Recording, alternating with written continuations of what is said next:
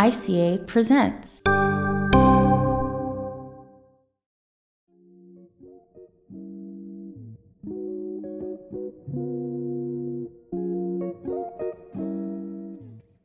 Hello, and welcome to the Digital Alchemy podcast brought to you by the International Communication Association Podcast Network.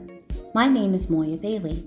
I'm an assistant professor in the Department of Communication Studies at Northwestern University and the founder of the Digital Apothecary Lab. For our second episode, I've invited Jeanette Lee to join me to discuss what is digital alchemy and how it applies to her journey to help facilitate transformative initiatives in organizations.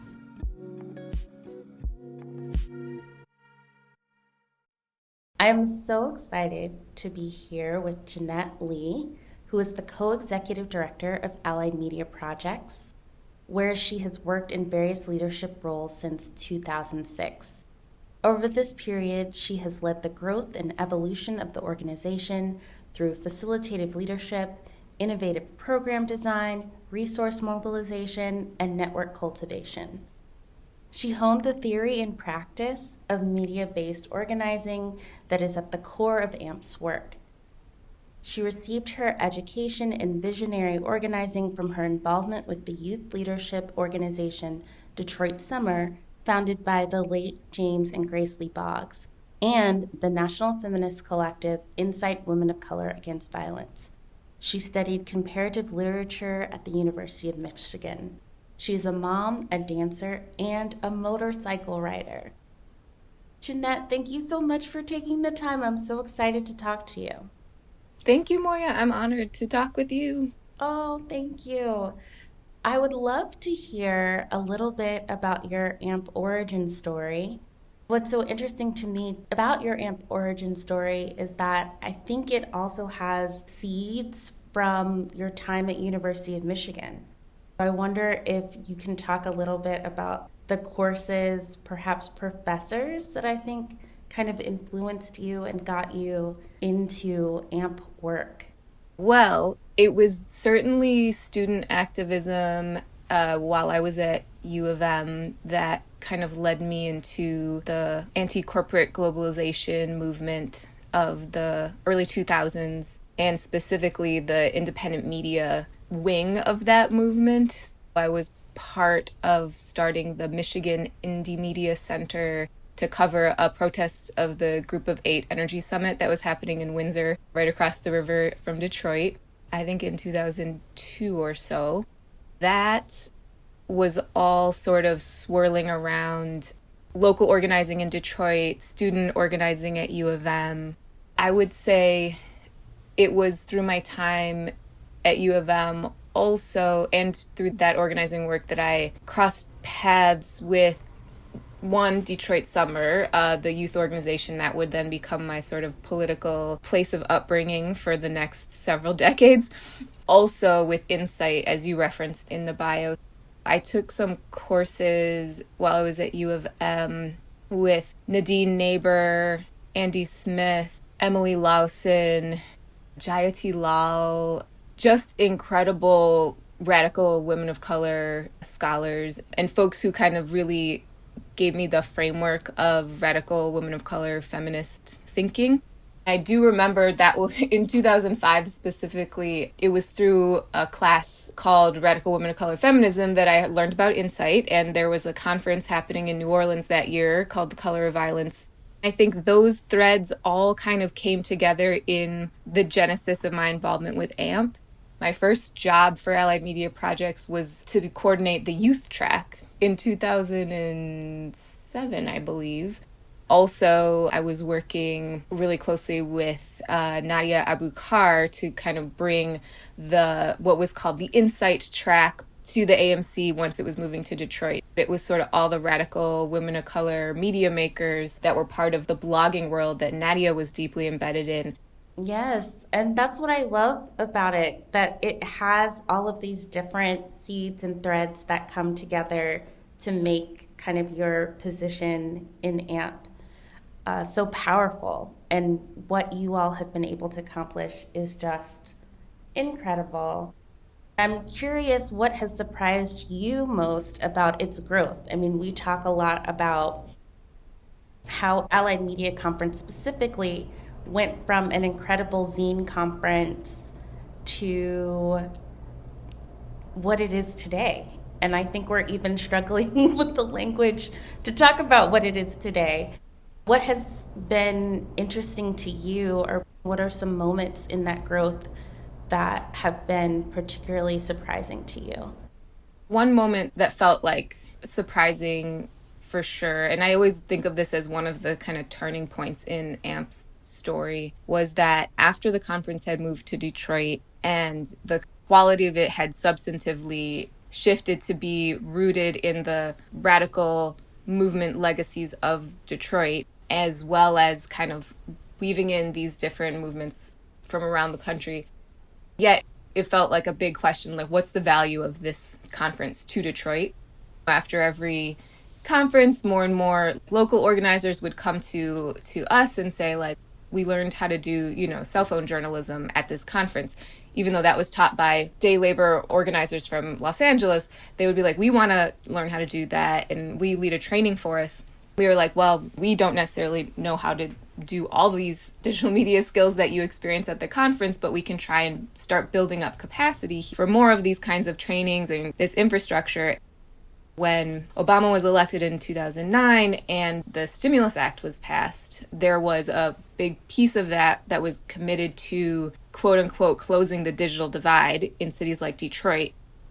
We were part of a coalition that kind of came together around this idea that if all this federal money was going to flow into our city, we didn't want it just to go to the big telecom corporations. We wanted it to go to the grassroots, to really think about how digital infrastructure could be a layer on top of the really vibrant organizing infrastructure that we saw in Detroit. And so that was the origins of the Digital Justice Coalition. And I think the biggest surprise was that we actually got that federal money, because it was a sort of thing where it was like, we're welfare rights organizers and EJ organizers and grassroots media makers and hip-hop youth leading activists, and we're not going to actually get this federal money. But we're going to make this coalition and come up with a brilliant vision for how we would use it if we were to get it.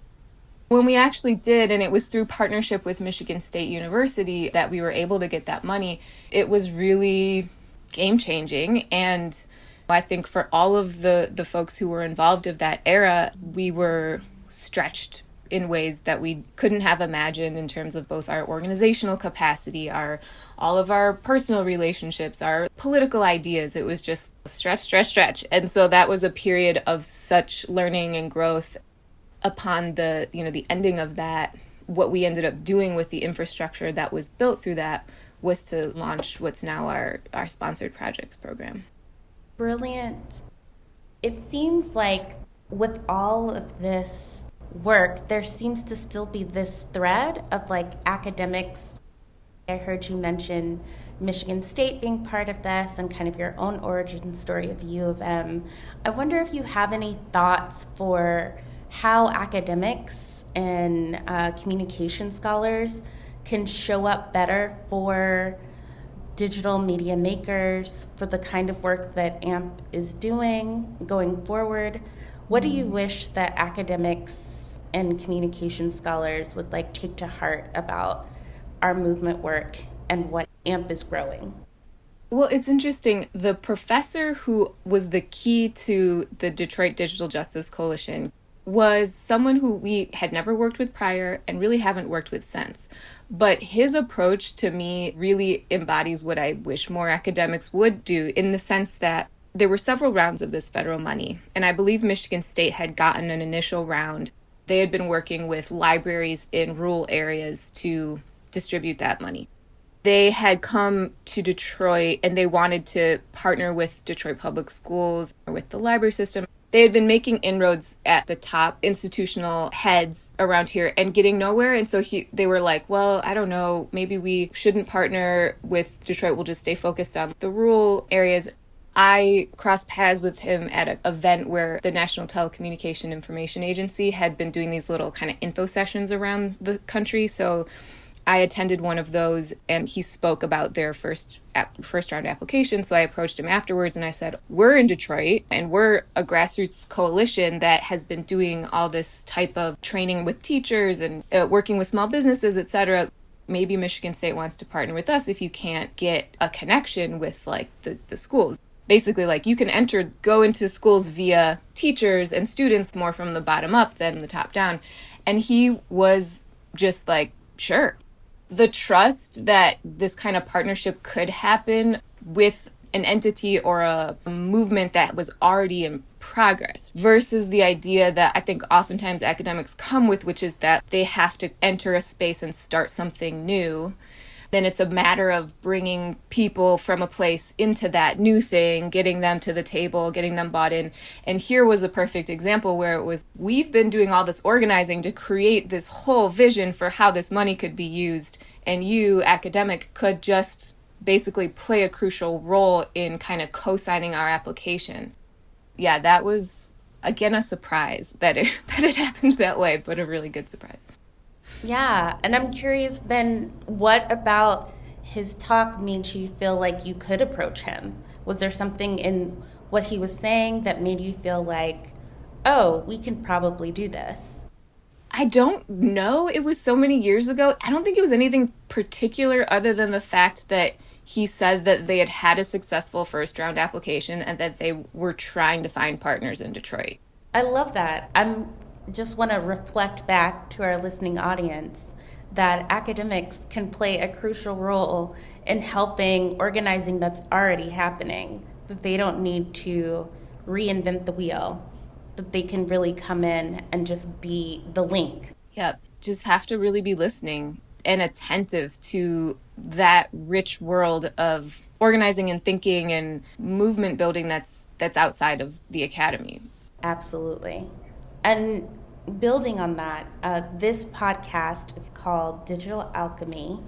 And Digital Alchemy is something that I kind of came up with, but definitely has its origin in my experiences at or attending the Allied Media Conference. And so I've said that when I talk about digital alchemy, I'm thinking of the ways that radical women of color transform everyday digital media into valuable social justice media magic. And I was wondering, what does digital alchemy mean to you? And how do you see that showing up in your work with AMP and AMC? Yeah, so I have to admit, before the podcast, I was like, let me Google digital alchemy. Then, of course, it was like Moya Bailey, original term, which I love. I guess in that moment, the alchemy was to say, like, let's really think about how digital media, digital infrastructure can be the best forms of organizing, relationships of trust and mutual aid and exchange, as opposed to replicating relationships of harm. A lot of it was about what are the kinds of relationships that we want to be growing through these technologies. That should inform the design of the technologies. That should inform the design of the programs that are teaching people these technologies.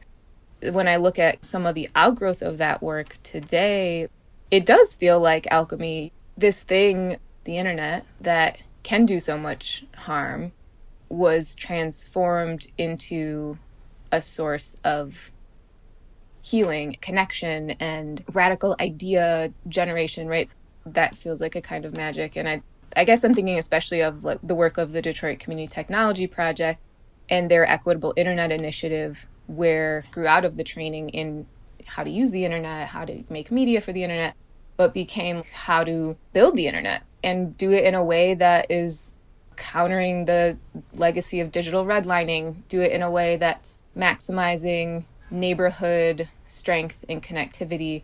And now they're like on this whole other next level journey of imagining like digital trusts. So the concept of community land trusts, what does that look like for digital assets? And it's amazing, how that has alchemized out of that initial work. I love that.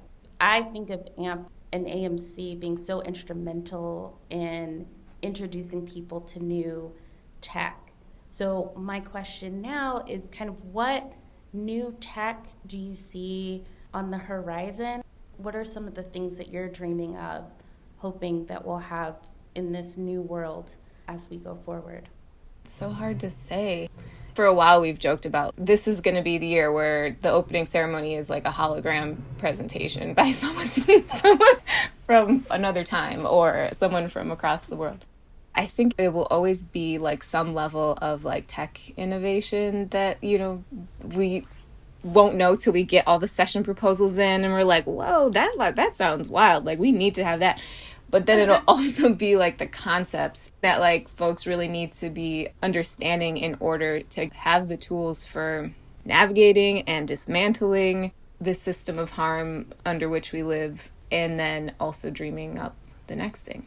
Thank you so much for taking the time. And I want to just give this last moment to you. Is there anything else that you want to say related to these topics?